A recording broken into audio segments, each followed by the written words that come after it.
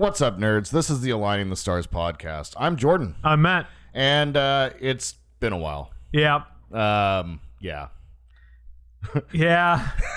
There's a whole bunch that happened Yep. both in Star Wars, Star Trek, and our lives Yep. that got complicated. But Exactly. The thing that we ran into was this passion for doing this, but it wound up being like, oh man, it's kind of a lot of work, and I wasn't very good at helping, and so I've been doing some work on my end with helping, and our goal is to get back out and start talking about it, but we're also not going to sit here and talk about everything that we've missed because that's a long list. I mean, it's a long list, and I almost did it, and I'm not going to do it. And Yeah. so I think the name of the game today is going to be talking about Kenobi. I mean, it's what's been on our mind.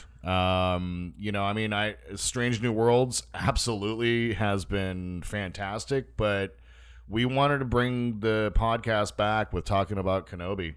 And I think that we're really looking at something really special right now. And so I'm going to go ahead and pass it off to Matt to give his kind of impressions and thoughts on what, the first season or what the first 2/3 of this season has been. Yeah, because we got 2 more episodes at the time of recording, and we'll probably talk about those guys when it's done. Exactly. As well. So Kenobi's really good. I Can't think disagree. Despite the vocal minority. Yeah. It's weird. It's really good. This is something that has taken over my mental space, like what happened with Mandalorian Yeah. when these shows first started rolling out. Mm-hmm. And part of it is the fact that we're seeing Ewan McGregor as Obi-Wan again. Oh my God. We're seeing Hayden Christensen as Vader. We're seeing love given to that in-between era after the prequels. This is the first, right? The first live action. The first live action outside of, Rogue One. Outside Rogue One, but Rogue One takes place minutes moments before. Right, episode 4. So, yeah, this is the first foray. Solo. But that's that's relatively. But what I'm getting at. Yeah, well, I would say that to clarify your point, Yeah. it's the first story of the Skywalker saga set in between the prequels and the original trilogy. That's a lot more accurate, and that's Yeah. what I was going for. Yeah. Yeah. It's. I think we can both go roughly point by point on the key points of each episode. Yeah. But yeah, as a general overview of this show, which I'm glad we're gonna get some form of season 2, whatever that form takes. Yeah. Because exploring this and bringing in the actors and actresses has been fantastic. Absolutely. Both from the prequels and new faces. Yeah. So Yeah, absolutely. It's that love letter to the prequels. yeah. It really is. There's something really special about having Ewan McGregor. Yeah. He is, you consider him to be one of the top actors in the world, right? Mhm. And it's showing, right? There have been moments in the first 4 episodes where you can genuinely feel what he's feeling, it's so fascinating to see, without going too much into it. Before we go into it. This metamorphosis of Obi-Wan and becoming Ben, right? I think that we're seeing the shedding of Obi-Wan actually. Yes. And I think that, when we see Ben Kenobi in Rebels facing off with Maul, I think this is the beginning of that process. I love that, and I'm gonna dig a little deeper into that as we get into it. Fantastic, and that's the thing. Like for me, there's certain themings that are happening here, and that's what we're actually going to be talking about today. But my overall take on it is well directed, it is well shot, it is well written, cast. Well cast. It is. I will agree that it is a bit. There are some things in the storytelling that is a little bit of the more modern take on Star Wars. I would kind of prefer. I've been watching and reading a lot of the kind of the negative stuff that's out there, trying to understand. Sure. Because from my point of view, I'm just like, this is great. Like, what is it? And there's little things here and there, but I'm not going to pick at them because, to be honest, like, I'm in love. And so, but I do see that, some of the storytelling is a little shallow in some spots, but that's fine. It's TV, right? We're not talking like, when George Lucas wrote the prequels, it took him years to write those and get them all right. And so, but what we see now is this love letter once again to the prequels, and it's done from the two main characters, right? Like, I've always been super fascinated to see Vader as Anakin Vader. Like this in-between person who is still very much pissed off. Very much pissed off. Yeah. And desperately wants to destroy Kenobi. And get revenge, yeah. And I can't wait for these last two. Yeah, seriously. If there's to sum up my opinion, I can't wait for these last two. I'm sad. That's going to be a while before. Yes. Yeah. But as with everything with Star Trek and Star Wars right now, there's so much to look forward to. There's so much, and there's a huge docket. It's not as closely packed together as Star Trek is doing, but there is a relatively dense packet of Star Wars content coming out in the next 2 years. Absolutely, and the which Filoni-verse is fantastic. Yeah, the Filoni-verse. Obi-Wan is now in the Filoni-verse. Oh yeah, he's an executive producer on the show. Yeah, so it's one of those things where we've gotten this really true to the character story, and we get to see these amazing actors doing this, and I'm just blown away. Also, just seeing Hayden Christensen get love from the fans, man, that is so nice to see. Big. It's so great that Kenobi came out so close, like almost right alongside Celebration. Absolutely, like you gonna see, like, I mean, obviously we can't. I haven't seen any of the press tour thing that they went on. I never followed that, but or any of the interviews that they did. I didn't really watch. I watched a little bit of the Celebration, but not a whole lot. But to see him at Celebration and see him surrounded by people cheering for him was fantastic. It's valid because he did do a good job portraying Anakin as a Padawan and as an angsty kid. And in Episode 3 is one of my favorites. And still my favorite. It's still hard for me to go back to Episode 2, honestly, just because of the dialogue. Oh God, yes. But he does. It's like he sets the scene. It's cringy. It's like, oh God, like yeah. Why are you acting like that? Or like, well, but like, was anyone around the age of 15 better than that? No. And also you grew up hearing and knowing of the prophecy of the Chosen One. Yeah. And that the guy who found you and died was the main reason why you're here and thought you were the Chosen One. Like, right. That will do something to your head. That's going to mess with your head. Big time. Chosen One bring balance, but you can't save your mom. Uh-oh. Right. I want to jump in on let's do by 2 by 2. 2 by 2. The first 2 episodes and then the middle 2 episodes. Sounds great. We get a really good look at a broken Obi-Wan. We do. It's amazing to see like the acting that can be done with someone's eyes, for instance, right?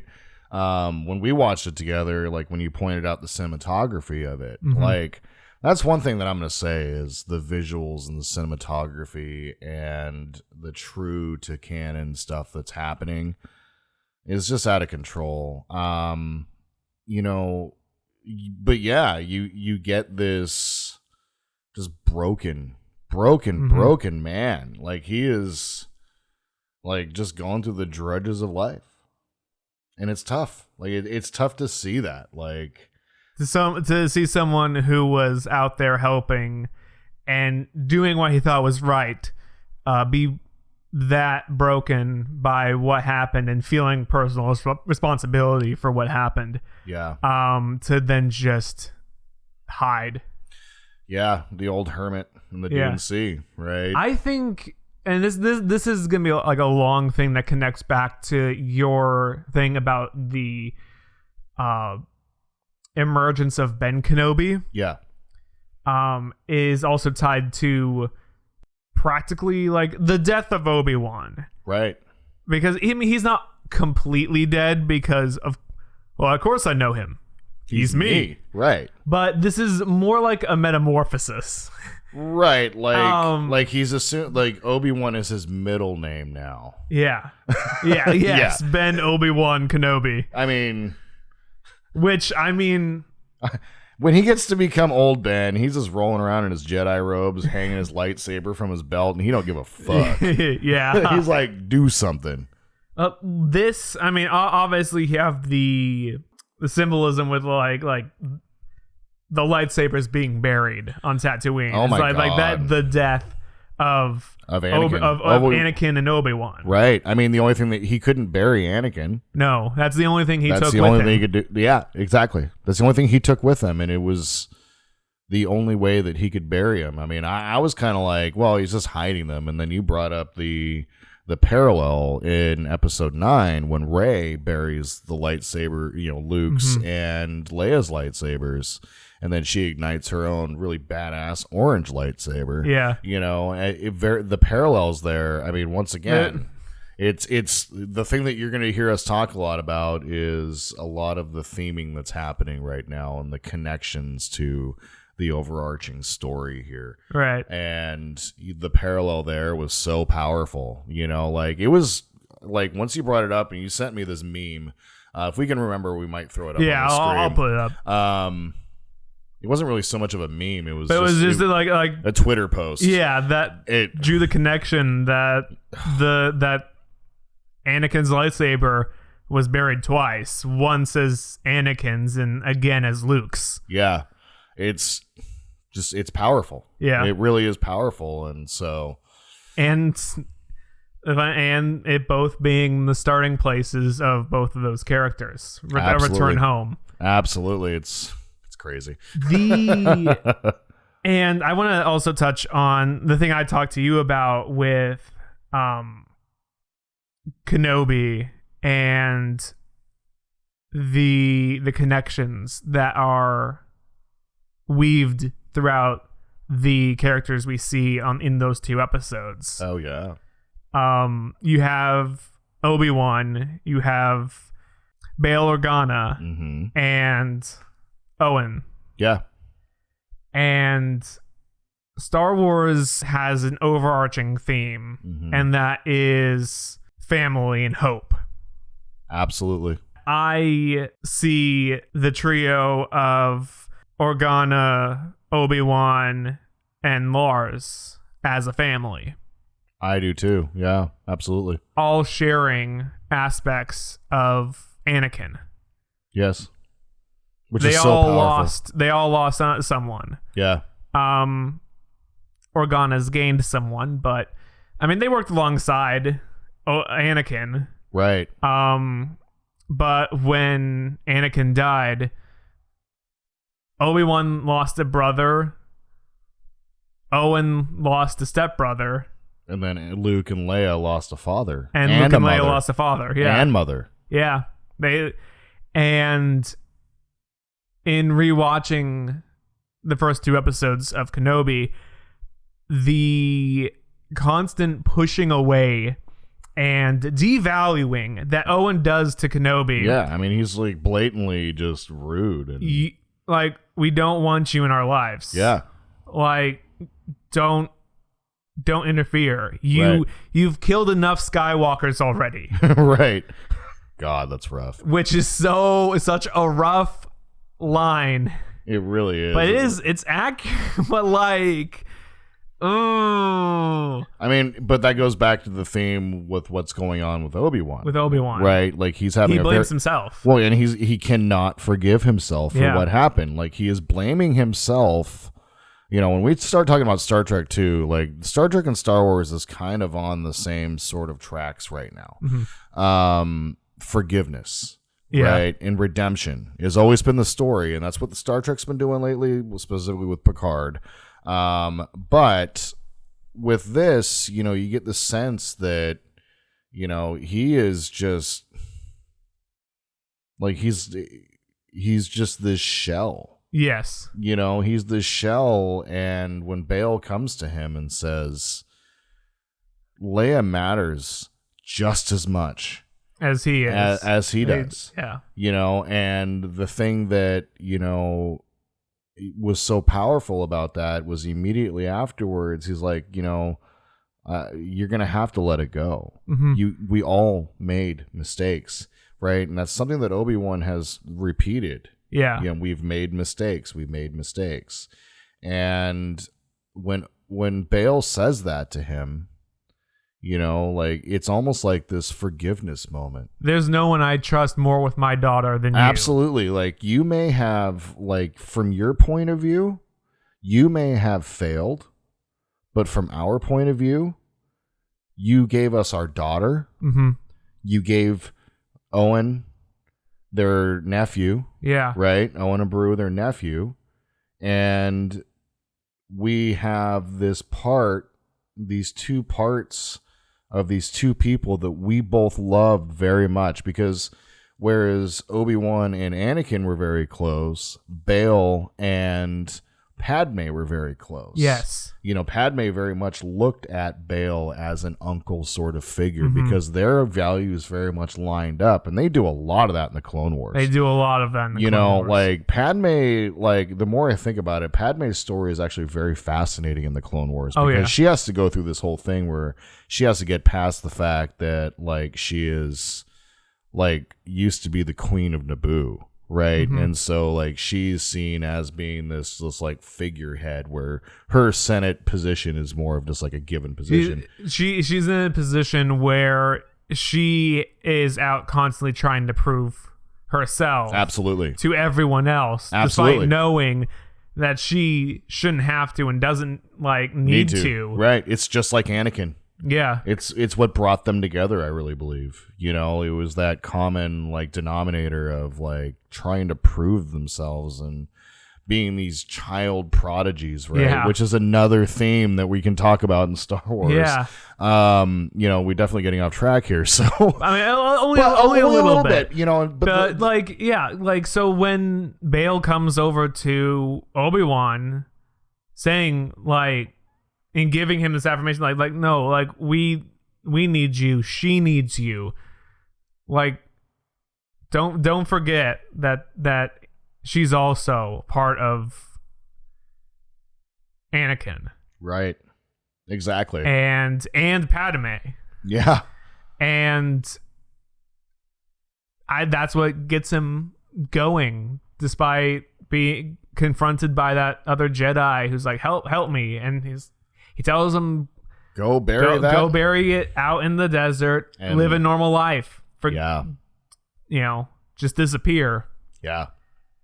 And we are constantly seeing in the show Obi-Wan growing off of that, and seeing examples of other characters who may not have lost as much as he has, but have lost a lot and kept going despite that loss.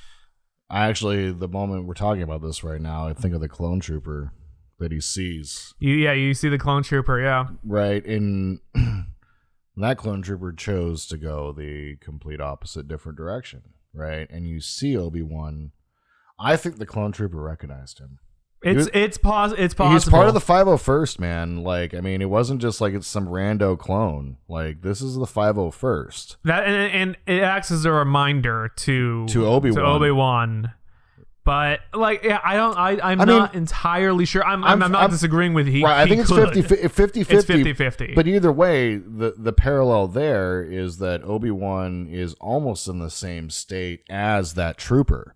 Right. Stuck in the past, help an old, warrior hero gets his dinner. You also have a parallel of, whether intended or not, that clone trooper isn't part of the Empire. Correct. If he was, I don't think he would have had his clone armor on or with him. So my thought is that, like, he also didn't care. He didn't, like, he was, I don't know, immediately phased out. I don't know, but that was, or he was so spiced out of his mind that he didn't even recognize it. I mean, that could. But I'm like, how did he get to that where he still has his clone armor? And it's a question. It's like, I wonder. Immediately he was like, all right, we're letting you go. Right. But this what I'm getting at is that in both that clone trooper is, forgive me, a rotting relic. He is. And a reminder of what was, but also that he was just a tool for a bigger purpose. Right. He's probably pretty jaded himself. Mm-hmm. I mean, you're looking at two soldiers. Mm-hmm. Like, you're looking at two soldiers looking at each other. And both of them without a purpose anymore. Absolutely. I mean, he's General Kenobi in episode 4. You hear him referred to as General once. And it's like, oh, yeah. Yeah. He used to be a general. Yep. And it's not that we've forgotten that, but it's really nice hearing that. Yeah. Like, it's really weird. He's like, General, I understand. But, but anyway, so like, it is interesting where you have these two soldiers facing off with each other. And I feel it's in that moment when Ben stares him down and like gives him the credit and sees that nothing is happening, that the change has sort of started to begin a little bit. Like you see him, like when he gets off the ship, he is so uncomfortable. Yeah. Like he is incredibly. He's so uncomfortable. Like it's just radiating off of him. Like he has no connection to the Force at this moment. Or if he does, it's very limited. We don't see him actually use the Force until the end of that episode. Correct. And that's the thing. Like, I mean, it's not until he boils that water in the meth lab. Yeah. That in the spice lab. Yeah. That Jesse, where are you? God. Oh, that'd be great. If it was blue spice, that'd be even better. Blue spice. Star Wars. Everything has to be blue something. That's right. Some of that chili pea. So, but you get the sense of these two soldiers facing off against each other, and Obi-Wan becoming Ben in this process, and that's kind of where we've begun with. Is this the evolution of Obi-Wan into Ben Kenobi? And it's in that moment that I really feel like there's two moments. So in the first episode, it's where he sees the Jedi hanging from the bridge. Yeah. And that's when he decides to really go. Right. Yeah. And I say before then, that's a reminder to what could happen. I would actually think that he was going through the motions at that point. Like he had gone through and he had showered. He had he got his lightsabers. Yeah, I mean that little scene with Tika, by the way, is like I should have brought some soap with me. I could smell you all the way to Anchorhead. From now on, they need to subtitle all all Jawas. Jawas. They need to. It is genius. Yeah. Hey, I got a family I got a tribe to feed. You Yeah. know, like he's like, Tika, if you're gonna steal it, can you clean it before you give it back? And he's like, Cleaning is costs extra. Yeah, it's like, oh my god, So good. it's so good. Like that was such a nice little light moment, by the way, Yeah. right in between, you know. And I love the fact that it was the starfighter that Luke was playing with in episode 4, you know. Like it just makes my heart feel good. You get to see that little origin there, but I really do believe that like he was going through the motions, because I mean, look, I suffer from PTSD, right? And I understand what it's like to go through the motions of life without knowing kind of what you're doing or why you're doing it. And sometimes you get led in a direction that you don't really want to go into, and there comes a moment where you got to make a choice. Obi-Wan's PTSD has got to be ridiculous. Yeah. I mean, think about it this way. The amount of, well, I mean, thankfully, you know, like from a moral standpoint, didn't really kill that many people. It was just lots of droids. Lots and lots and lots of droids. Obi-Wan didn't do a whole lot of killing. I mean, he killed. He did. But he did. But like not to the level of like Anakin and stuff like that. You know, like he didn't do a whole lot of killing. It's not what Obi-Wan was about. But you know, as someone with PTSD, you know, like I can really empathize with what he has gone through. You know, like he had to face like the end of his order. He had to face the end of everything that he had known to be true. He had to face the death of his brother, the death of Padme, who was incredibly close to him, all of the other Jedi. Along the way, you know, he had lost Satine. He had lost, I mean... Yeah, he just lost and lost and lost. And despite what the Jedi teach you, you know, the thing that one of the themes that comes down to it is people are still people. Yeah. Right? And he can only, like, go so far into it. And so, like, he's just broken. And so when he makes that choice to, like, get on the spacecraft, that's step number 1. Right. And then step number 2 is like when he, like, there's this moment where he like crosses his arms, and he starts stroking his beard, where it's like it's starting to come back. It's starting to come back. Like you see him start to like shed it, you know. And so I think that's a great kind of segue. You know, I mean, we could talk a lot about a whole bunch. We could talk a whole bunch. Like I don't want to talk about the Grand Inquisitor because it's whatever. He'll be back. Like I don't think he's dead. Like he's not gonna be dead. Like it's hit the the exact lights. same thing as what's his face Cad in Bane. Bad Batch. Oh yeah. Oh God, what's his name? Or it's not Ordman. Omfrey Ta. Yeah. Yeah. Where like he's shot in the head, and he was assassinated. He's dead. But in Lords of Shadow, he's not. He's not. Right. And so it's like this is the thing. It's whatever serves the narrative. Correct. And that's why I'm having always comes first. Absolutely. Like there could be things like like the same thing with I mean it was alluded to like in the same episode, but the death of the supposed death of Orange Helmet lady.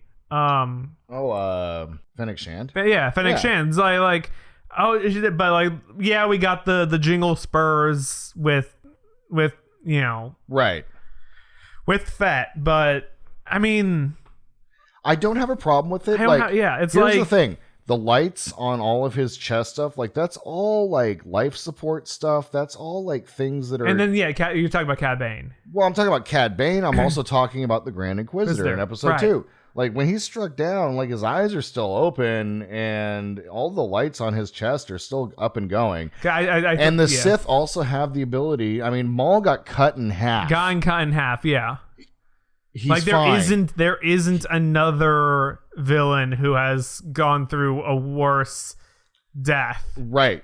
Than Maul. Exactly. Like if you can survive that, anyone can survive anything. Right. And these guys are former Jedi who have full connections to the Force. And we're not going to destroy canon by doing that. Like that's not what they seek out to do. No, they don't. That's not going to happen. This story's about Reva and Vader, Obi-Wan and Leia.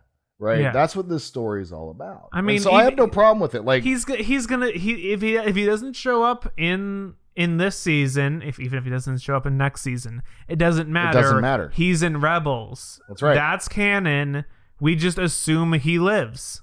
It's not hard, and it's fine to ask the questions of how did he survive, exactly. because that's a reasonable question. I mean, we When just found out that, anyone else gets stabbed through the chest, or eaten by a sarlacc. yeah, it's like We waited 40 years We want to to- know. We waited 40 years to find out if Fett survived the sarlacc Yeah, pit. so that's a reasonable question. It is. But what's unreasonable is The backlash and is getting Yeah. upset and attacking and throwing accusations around. Exactly. We don't name names because it's such a wide part of the small majority, Right. but the vocal majority. But I mean, look, There are it's- some ringleaders out there that are just terrible. It's not necessary. No, it's not. And honestly, there is such a thing as toxic positivity, but There that's kind of a good thing to, and has to exist to combat the toxic negativity. Exactly. So Exactly. there's times and places. Yeah, there really is. But like, it's a story.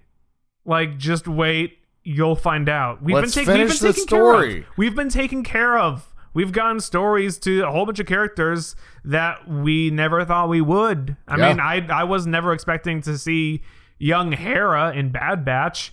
I Yeah. wasn't expecting to see Leia in Kenobi. Yeah. So like, Let it go. yeah, it's fine. Let it go. It's fine. Like, get the story. Right. Ride Have the story, fun. and then like let's we'll talk about it. But like, there's a long. There Yeah, really is. I'm gonna hop off this train. Yeah. So because let's we go, need to talk about the next the set next of- two. Yeah. And so I'll episodes. go ahead and start with it. I found it really fascinating. Like at the end of episode 2, like when, when Reva comes in, she's like, Obi-Wan, and she's like, oh, you didn't know. Yeah, It was that moment. And then like how episode 3 opened up with Obi-Wan, basically meditating and speaking to Qui-Gon, and the most powerful moment in all of it, I think still to this for me, like, is the moment where he says, Master, he's coming. He's coming. It also dawned on me that's probably the first time he actually reached out with the Force to try to find Anakin. Yes.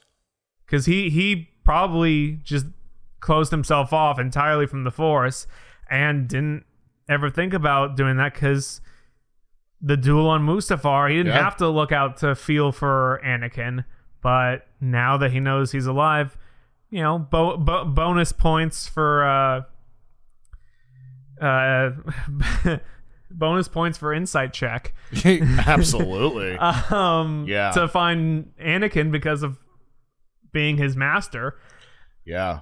I mean, Obi-Wan gets the sense that it's like a he's premonition. coming. It's a premonition. Yeah. Well, and we've seen how the Force works. Right. Right. Like the Force is going to give you clues. It's going Mm-hmm. to lead you, at the end of episode 2, when Obi-Wan does reach out and finally connects with the Force to save Leia, Yeah. like one of the things I want to touch on real fast, to Yeah. go back Real quick.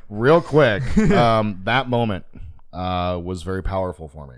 And the reason for that was like when he, you see the struggle when he's reaching out, and you could see him just like desperately trying to connect with the Force again, right? Like he's just desperate.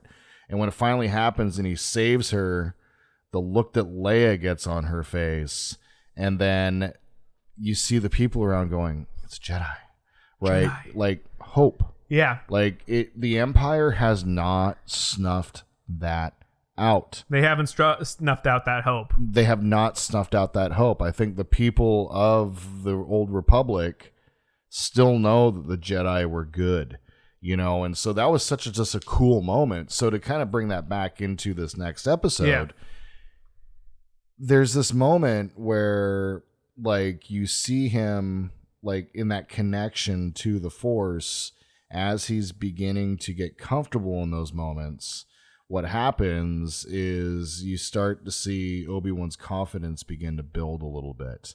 And I found it very interesting, however, that when they did get to the planet and they arrive at the place, his frustration shows. Mm-hmm. Right? Yeah. And you see that he's not so in tune. Like, he's not, Obi-Wan is still not emotionally centered right now. His connection with the Force is still very strained. And I just found it incredibly interesting that, like, he just doesn't trust anybody, and, like, just the frustration and the snappiness that he gets a little bit with Leia, like, well, it's broken. He's like, good. Oh, I'm sorry. Or, like, people aren't good, Leia. Those sort of things. And I find it just very fascinating to see, like, Obi-Wan still struggling, even in episode 3, of, like, trying to control his emotions. And and still in the fact that a lash out of innocence, because that's what was destroyed for him. Absolutely. So yeah, and so it's not really a lashing out to Leia. It's a lashing out to those thoughts, those things that he once held. Yeah, absolutely. That were taken from him. Exactly.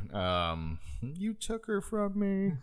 And then there's a lot to talk about kind of in the middle part of the episode, but for me, like, the thing I do want to focus on, like, to start, is like when Vader comes into town. We've never seen Star Wars, actually, I think, this brutal. Like, having Vader walk into town, it was very, like, it kind of gave me sort of like a Terminator sort of vibe, like, where he's just walking through town. I'm just going to pick this rando dude, pull him out of his house, and then choke him. And then snap the teen's neck. Yeah, and then start dragging this lady through town, all so that Obi-Wan can see how evil he has become. Yeah. And, like, the terror in Obi-Wan's face, realizing that he has to face this is not good. I mean, think about it this way. Anakin Vader is what I'm going to call him for right now. The anger, the wanting to prove that he's still powerful, comes from this fact that he has continued to get stronger over time, whereas Obi-Wan is just weak. Like, his connection with the Force, every time he ignites his lightsaber, he's scared shitless. Like, it's amazing, but you see in those moments, even when he's fighting him, even when he's defending against him, you can still see little pieces of him reaching into the Force and understanding, like, he still knows how to use his lightsaber, and he is still the master of Surisu. So it's very fascinating to me. On the Anakin, another thing I realized is they have done very cool things with Vader's helmet in terms of when they bring back the red lens. Yeah. I only just noticed that. It seems we like an emotional see that trigger. we see that in Rebels. Yes. Well, rather, we see it in Clone Wars with the last episode of season 7. Yes. We see that in Rebels, where part of that mask is completely taken away. Right. We see it, I mean, unintentionally in the TIE Fighter in episode 4. Lighting's a bitch. Right, exactly. I mean, really, who could have expected Han Solo to just bop him out of nowhere? Right. But Vader should have, but anyway. But it's like little glimpses that they give us that Anakin is in there. Yes. That they let us have. And in rewatching an episode, the fire scene, which man. Oh boy. Yeah. Vader, if Vader was thinking about that for a long time. A very long time. 10 years. 10 years. Long time. But when we get a close-up of Vader, the fire, you don't see into the helmet. Right. It's all black lens. Yeah. That is Vader. Yes. It's very interesting how they're handling Vader's character. Because it is very much, because Hayden Christensen is the one in the armor, I think they're very much trying to make sure that we know that Vader is Anakin. You know, like one of the things like where Obi-Wan first talks to him, he's like, "What have you become?" You know, I am what you've made me. I mean, like you see Obi-Wan just kind of go, "Shit." You know, like, oh, and he's like, "You should have killed me when you had the chance." You know, like, it's brutal, you know, and it just seems like Vader is toying with him, and that's Anakin. That's Anakin toying with Obi-Wan at that point, right? Like, it's just, oh, I'm going to play with you, you know, and I want to hurt you. Like, he snuffed out the fire so he could torture him more. I mean, if he actually caught, I mean, we know that how Obi-Wan's story ends, right? But had he actually caught him, oh man, Obi-Wan would have gone through the ringer, man. Like Vader had probably had like some OnlyFans shit set up ready for Obi-Wan to be going through. Like, we're going to the Red Room. Yeah, we can only imagine what Vader has in store for Obi-Wan once we see the Inquisitorius and what they have. Oh my God, yeah. Like, I mean, we'll hit on that very shortly. Yes, we will. Shortly. And then I would just say, like, kind of finish up with episode 3 from my point of view. I think one of the things that was really powerful for me was how Leia and what's her name? The Imperial chick. What's her name? Yeah, that is what I've been looking at. There's something. Tala. Yeah. It took me forever because I needed to connect to a local Xfinity Wi-Fi. Yeah. You should know my password. I bro. should. For some reason, it didn't show up, and I wasn't going to ask you during the recording. That's smart. It is nerd related, let me tell you. But that little relationship that's formed, and like how insightful Leia is. She's a gregarious little thing, you know, like it's very interesting. Like she's very well thought through, really good character. I thought that the casting is perfect. But you know, when she's talking to Darla, it's like, oh man, like what do they do to them? And she's like, I don't know. You know, like it's so incredibly deep and insightful on Leia's part. You know, like we get to see Luke just being a kid, right? And I'm glad. Nice. And I'm glad that we don't get to really explore his story too much. I would rather see next season be an adventure with Luke. Yeah. Right? But we get to see just Luke being a kid. And that's it, you know, like we get to see Leia being this little badass, you know, and very much like her mother, like her father, and in both fathers. Absolutely. And I love this connection that her and Obi-Wan are developing. Yeah. And it makes me feel like, as someone who doesn't have kids and is the cool uncle to my nieces. Yeah. It makes me feel really good. That's one of the things that I connect with, specifically at the end of episode 4, where, you know, like they're holding hands at the very end. At the very end. So you know, it's so powerful, you know, because, you know, we should just go right into probably episode 4, unless you got anything from episode 3 you wanted to discuss. Yeah, I mean, Roken and Tala. Roken, or rather Tala more specifically, that despite making mistakes, her is joining the Empire. Right.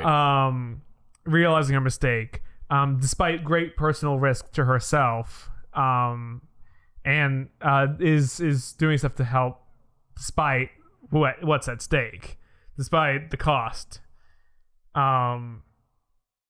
And with Roken is the principles that Obi-Wan's been picking up Yeah. to help inspire Rogan to help him get Leia, because it's not him, what should I do anymore? Yeah.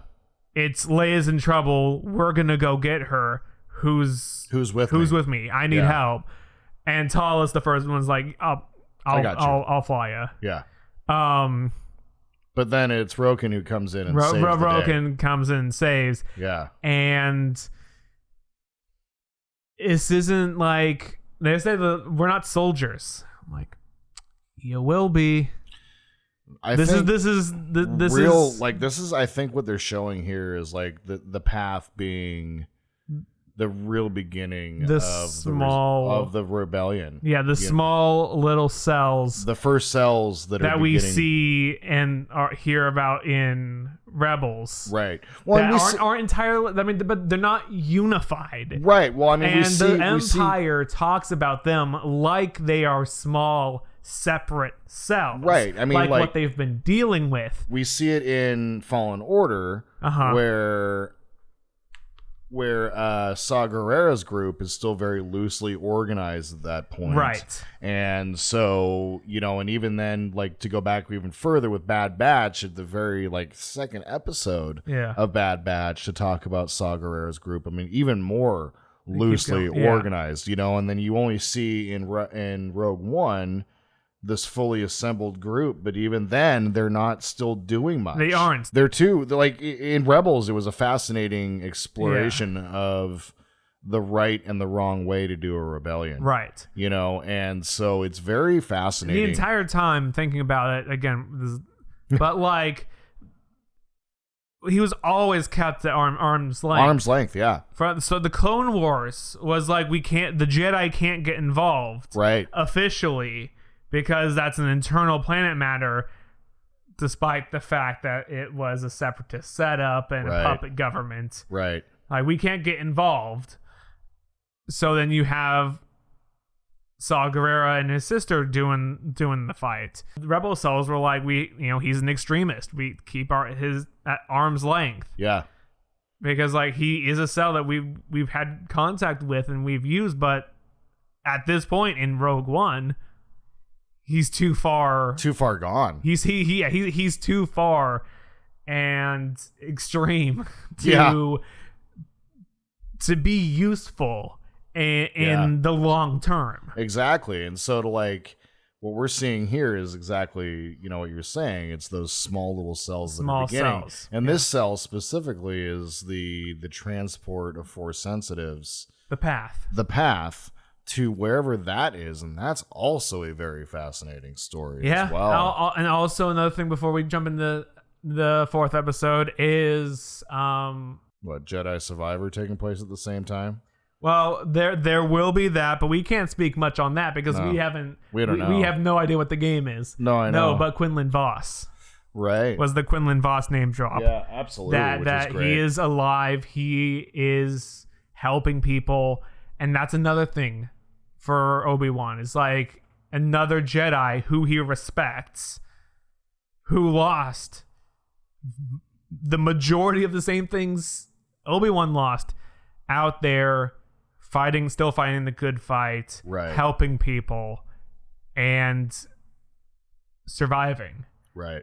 So and the smile, the little smile that Obi-Wan has when he hears that he's alive and helping is very sweet. It really is. I mean, you see that his hope starts to return a little bit too. It's like there's a little part of him I feel is like, that bastard. Right, exactly. that show off. Exactly. Well, and to get further into episode 4, as he's leaving Roken's base, it's very much like Obi-Wan is almost as close to in Jedi robes as he could possibly be. And honestly, those are good looking robes. They really are. That's a good mix. It really is. And you see that confidence starting to build again, as they're on the shuttle, he's trying to reach out with the Force, and once again, Tarla's like, you're going to have to forgive yourself. Yeah. Forgiveness is the thing that has to happen here. And so, Yeah, and I feel like that Obi-Wan went more with the, and this goes back to the Jedi principles of let go of everything you fear to lose. right. Let go of attachments. There's a very distinct difference here. What Obi-Wan did was detach, not forgive. Correct. Is a big difference. Big difference. And one of them helps you move on. Right. And he wasn't doing that one Correct. that does that. That's right. That's right. So, yeah, it's I love that this is a healing story for Obi-Wan of Same. him finding his new self, because he's not going to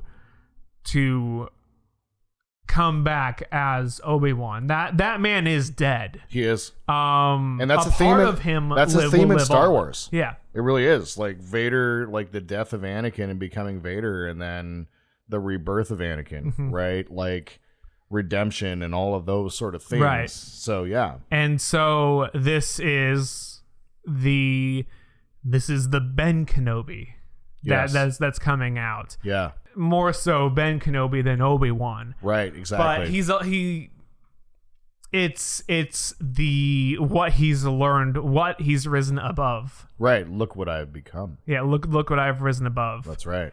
And that this is that story. This is Absolutely. that story. And I love that. Me too. And there's moments in this episode, where you see as he's going along, like we'll talk about the end of the episode, which is so fantastic. Yeah. But right now, the thing that I want to say is like that whole, like Obi-Wan getting his own hallway scene. Yeah. Right. Like, yeah. I mean, yeah. The Fortress Inquisitoris. One. Wow. Name dropped full. That was only a thing that was in Fallen Order. Yeah. That was named that. So the Yeah. full name. Full name, and We see different aspects of it. We get to see an tomb. evolution of that base, because we Yeah. see Cal Kestis. He got in there with no problem. There's no security doors that had to be checked, but in this time, there is. there is. 5 years later, they were like, maybe we should have some security measures after that. Right. That dude Cal Kestis broke in. Right. Also, I think a lot of us, I know you and I laughed. This was like, no one knows what it looks like on the inside of that thing, because no one's ever been crazy enough to go in there. I'm like, I know a guy. I was there. Well, and there's like that hallway scene is so fascinating, because I think it's the third major step. Like Obi-Wan actually had to fight as a Jedi again. Like he's facing impossible odds. Like it's for someone. And it's for someone. It's not for yourself. Like right. It is because it is right, because fighting for what's good. Right. And he has a mission yeah. in front of him. He has something that's good. Yeah.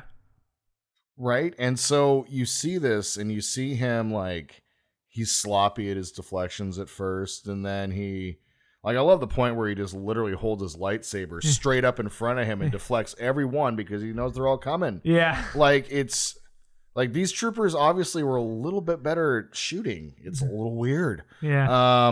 It's almost like the constant presence of Inquisitors. Yeah, you might actually have to be being good on at your their job. base, where it's like, oh, we can't slack off Right. at all. I mean, the first scene where you see Obi-Wan coming in, and when he saves Leia, it gave me a very Ahsoka sort of vibe. Yes, and on-off lightsabers. in just the the dark. on-off in the dark. I'm gonna slay you, and then You're- freeze, yeah. stay where you are, and then There's no way out. It's like, for you. for you. Yeah, and You're not trapped. No. He's not trapped in there with you. no, and You're trapped in there with him. and the parallel too, the way he was like fighting it just felt very Luke in the end of Mando season 2's. Like it was just the way he was swiping through them was very just. Yeah. It was almost like it was kind of satisfying for him in a way. I like in that scene where one, Leia is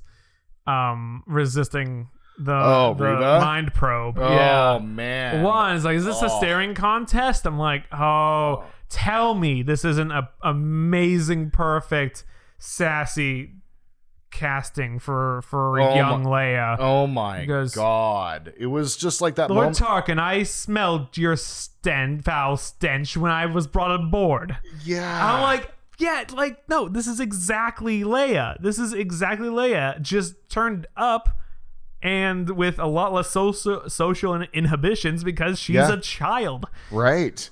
You know, and it makes this like brashness that she has with Vader at the beginning of episode 4 even more. Right. Like, she has already been captured by his people and doesn't care. Yeah. When Reva is, reaching in to probe her mind to try to see if she can figure out, exactly where the path, what she knew about the path, like, you could sense it was very episode 7-esque.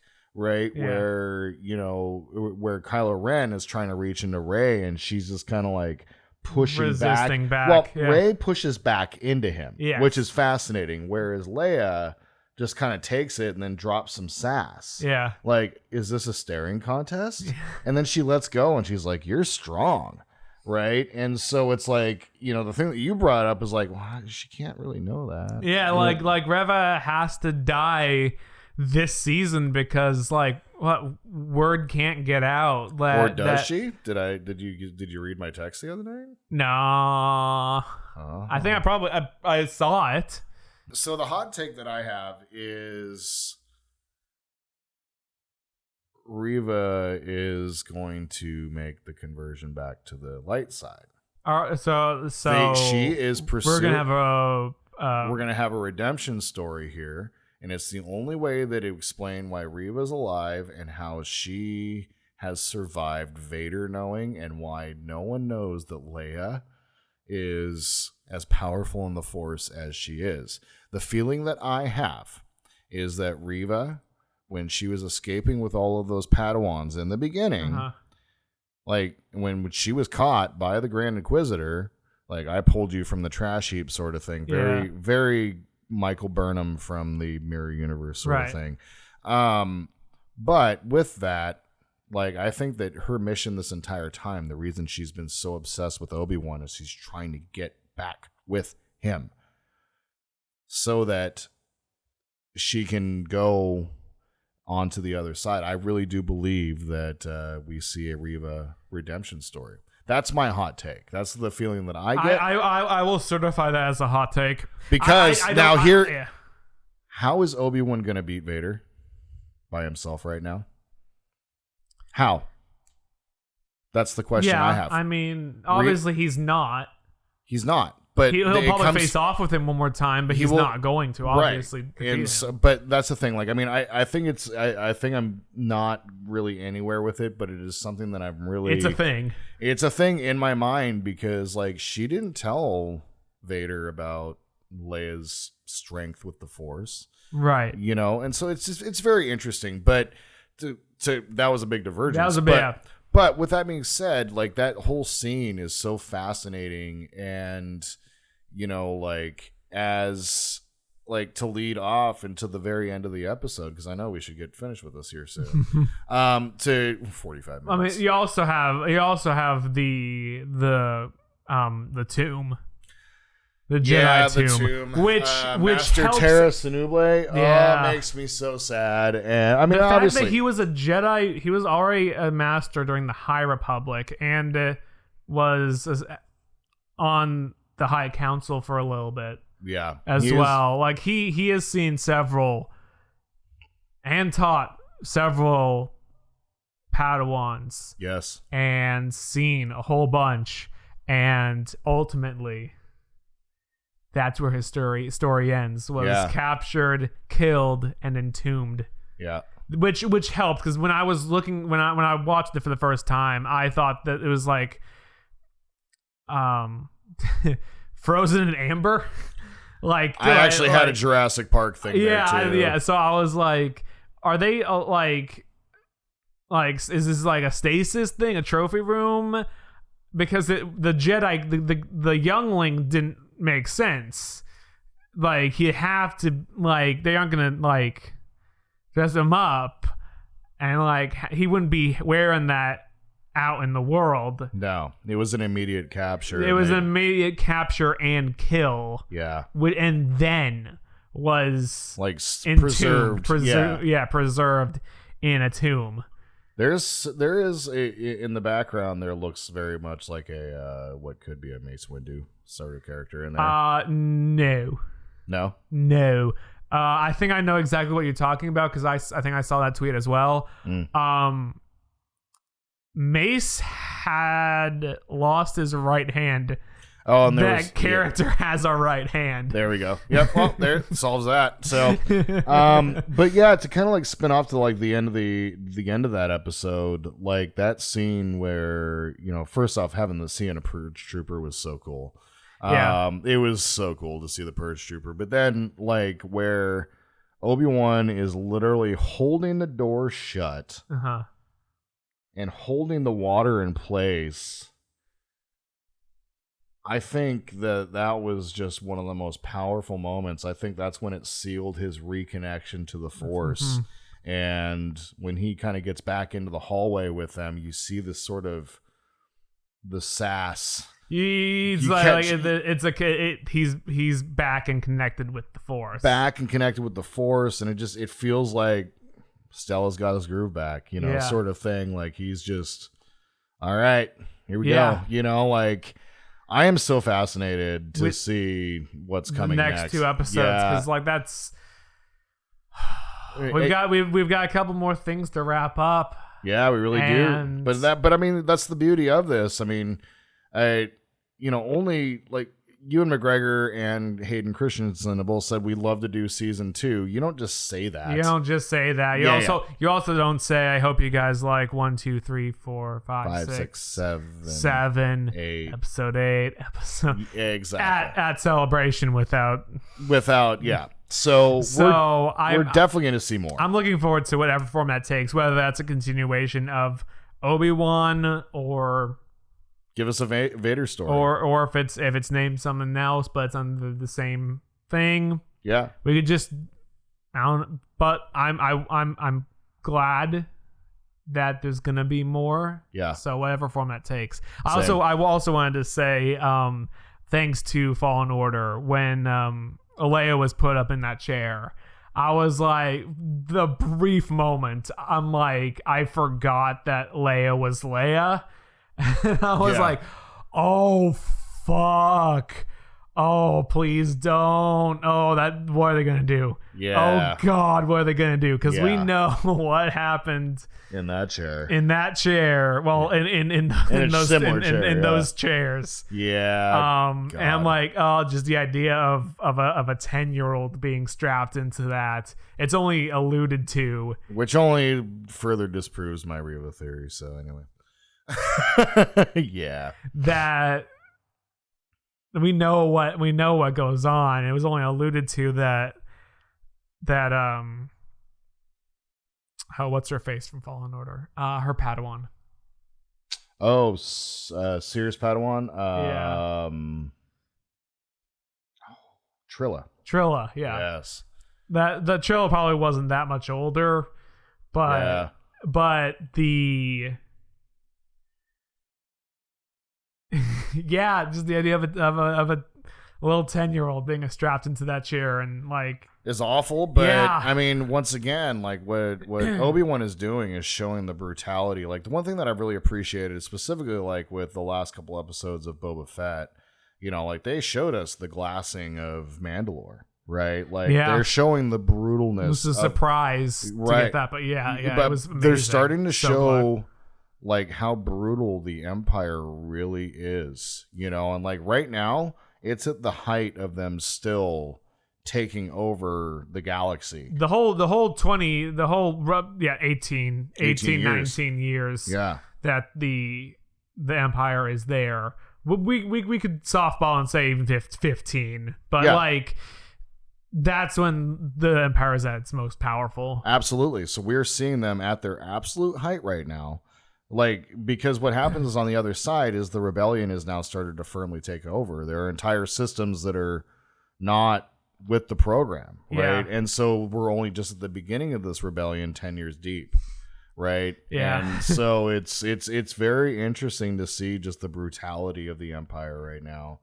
And I can't wait to see more. There's a side tangent, but I know not all of it's canon, but like you have the Old Republic, you have the High Republic, Yeah. you have the Republic, And then the New Republic. and the Empire and the New Republic, and then also the First Order. Yeah. Those last three, the first two last maybe 20 years. Yeah. Like, and then the last one is like a year or two. A year or two, yeah. Like at most. I know. I'm like, wow, you guys go from the Old Republic, which is like thousands of years. Old Republic being an extension off of that, being like the High Republic era of Jedi being 100 years. Then you have the Republic. But as soon as the Republic ends, you're just rotating through governments like that. Yeah, God. Yeah, the bunch of the galaxy is like, enough. Galaxy's like, God damn it. Right? Who's in power? Who? Imperial credits? What? During the sequel trilogy? Sure. Who the fuck cares anymore? Right. Money's money, I guess. It's all made up. It's all made up. Well, Star Wars is too. Yeah. And so that's the beauty of all of this. We get to podcast about it, and it is actually pretty amazing to be sitting back and doing this again. Mm-hmm. We're going to be, no promises on how much content, but the plan is to, I know we said during season 1 that... season 0. No, let's call it season 1. Okay. I like to call this season 2 because we know that as in like with Next Generation and a lot of the other shows, Deep Space Nine, the season 1s can be a little rough. And so it was a little rough. We're figuring some things out. But yeah, we'll have content coming out. We have some plans for it. We have kind of a dedicated time to when we're going to be sitting down and doing this every single week, and we kind of got the infrastructure to be able to do so. And I am learning how to edit, so there is that. So we definitely look forward to talking more about this. Little sneak peek. We're about to sit down and chat a little bit about Strange New Worlds next. So. Otherwise, as usual, you can find us here on YouTube. Are we still on SoundCloud? We are still on SoundCloud. That has been the consistent one. Fantastic. Yep. So we're still on SoundCloud. We're going to leave the links down below in the description. Please feel free to leave a comment. We might respond. And keep the discussion going. So for me, I'm pretty good. You got anything to say? Nah. All right. Oh, actually, I do. They subtly brought back Obi-Wan's mullet. They did, and I'm very happy about this. Yeah. We got a very Jesus-esque feeling right now, and I am very happy with the fact that we get to hear Ewan McGregor. Give us one hello there by the end of the season. That's all I'm asking for. Oh, yes. I mean, just give us one. Just give us one. All right, guys. All right. So until next time, we will talk to you soon. So how do we want to enter this one? Later, guys. Bye.